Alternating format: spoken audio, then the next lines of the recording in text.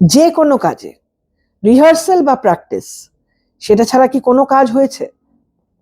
প্রশ্ন থেকেই যায়, তাই কথা বলছি আনফিল্টার্ড। আমি শুধু কাজটা বুঝি। আমি অ্যাজ অ্যান অ্যাঙ্কার নিযুক্ত 11 তারিখ বিকেলে আমি রিহার্সালে পৌঁছে যাই কথা মতো 12 তারিখ 1টা। গিয়ে দেখলাম অনেক অপেক্ষা করছে, গায়ক অনেক ধর, যার দুটো দারুণ গান দিয়েছে, অনুষ্ঠান শুরু করবে, তার প্র্যাকটিসে সে অপেক্ষা করছে। আমিও পৌঁছে গেলাম, ওয়েট করতে থাকলাম রিহার্সালের জন্য। একটু বাদে এলো কো অ্যাঙ্কার, ফুল অফ এনার্জি, খুব ভালো লাগছে। আমারও খুব ভালো লাগছে যে এই ইয়াং লোকজন আশেপাশে সবাই মিলে আমরা এরকম একটা ইতিহাসের কাজ এর সাক্ষী হচ্ছি। অপেক্ষা অপেক্ষা অপেক্ষা করতেই থাকলাম। তাহলে 12ই ডিসেম্বর রিহার্সালের দিন কি করলাম? এক কথায় অনেক অপেক্ষা করলাম আর দেখলাম ঢাকিদের প্র্যাকটিস, বাচ্চাদের ফ্ল্যাগ দোলানো এবং টাগোরের ডান্স আর বম্বে থেকে আসা গ্রুপের ট্যাঙ্গো। মাঠে টাগোরের ডান্স, পরে ইনডোর ঘরের মধ্যে তাদের ডান্স। কিন্তু আমার কাজ কি? আমার কাজ হচ্ছে একটা ইভেন্ট ফ্লো অ্যান্ড স্ক্রিপ্ট, সেটাকে ফাইনাল কপিতে দেখা, সেটা রিহার্সাল করা। Specially most and very important, আমার কো অ্যাঙ্কার যখন কেউ থাকে তার সাথে রিহার্সাল করা। কারণ দুজনে কথা বললে কে কোথায় ছাড়বে, কে কোথায় ধরবে, this has to be a practice. তাই স্ক্রিপ্টটা তখনও তৈরি হয়নি, রিহার্সাল উইথ কো অ্যাঙ্কার সম্ভব নয়। কিন্তু এগুলোরও ওপরে যদি বলি প্রফেশনালি, একটা কাজের সবচেয়ে ইম্পর্টেন্ট আমাদের ক্ষেত্রে হচ্ছে অডিও চেক, যেটা আমরা ওই চেক চেক চেক চেক করি। পাড়ার ফাংশনেও সকাল থেকে কিন্তু আমরা মাইক্রোফোনে শুনতে থাকি কেউ না কেউ একজন চেষ্টা করছে অডিওটাকে ঠিক করার। আমার কাছে ওই টেক চেকটা was most crucial, most important, because hands free যাব, একদিকে বলবো একদিকে শুনবো, হাতে থাকবে কিউ কার্ড, সবকিছু হবে কোথায় না অত বড় একটা খোলা মাঠে, যেখানে আমি জানি অডিওটা কতটা, কথা জোরে বলবো, কোথায় দাঁড়িয়ে বলবো, এটা আমাকে প্র্যাকটিসে বুঝতে হবে পুরোটা। শুনে আমরা বুঝতে পারবো না অত, কারণ যারা অডিও কন্ট্রোল করে মানে অডিও ইঞ্জিনিয়ার এবং তার সাথে ডিজে, এই যে অডিওর পুরো ব্যাপারটা থাকে, সেটা তখনই সম্ভব যখন সাউন্ড বক্স গুলো সব set. Tech check has to be done at a time when the technical is ready.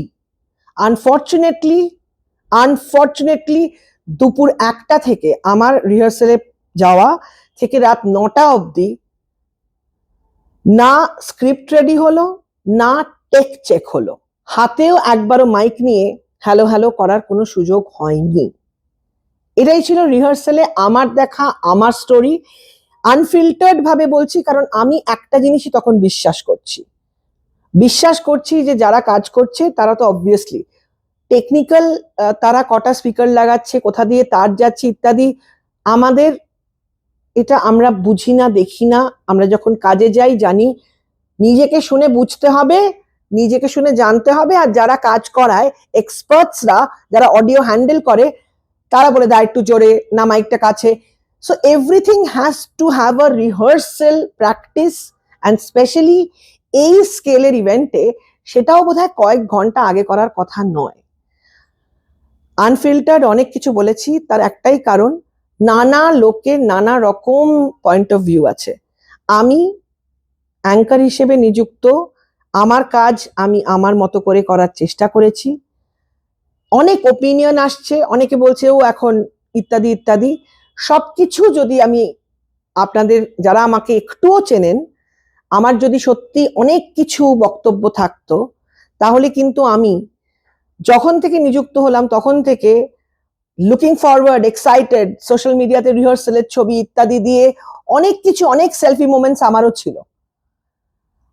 I am sorry, কোনো দুঃখকে সেলিব্রেট করার কোনো রকম চেষ্টা নেই আমার।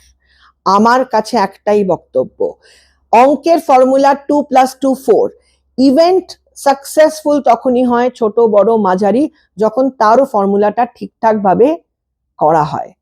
তাই দয়া করে যারাই অনুষ্ঠান আয়োজক শুধু নয়, তিনি যাদেরকে বিশ্বাস করেছেন, যাদেরকে যে যা কাজ দিয়েছে, এই বিশ্বাসের জায়গাটা ধরে রাখতে হবে। কারণ at the end of the day এই অনুষ্ঠানের সাকসেস হতো বাঙালির জয়, গর্ব। সেখানে আজকে অনুষ্ঠান শেষ হয়ে গেছে কবে, তাও আমরা সেই বেদনা সেই যন্ত্রণায় কিন্তু সকলে আছি। তাই আমার এই আনফিল্টার্ড বক্তব্য অন মেসি, আমি আর আমার দিক থেকে কিছু আর বলার নেই। যারা যা প্রশ্ন করছেন আমি উত্তর দিচ্ছি, ততটাই বলছি যেটা আমার দেখা, what I have been through, and yes, সত্যিটা যখন সবসময় সত্যিই থাকে, সকলকে কিন্তু একটা সময় বুঝতেই হবে life has to be unfiltered, মিথ্যের জায়গা নেই।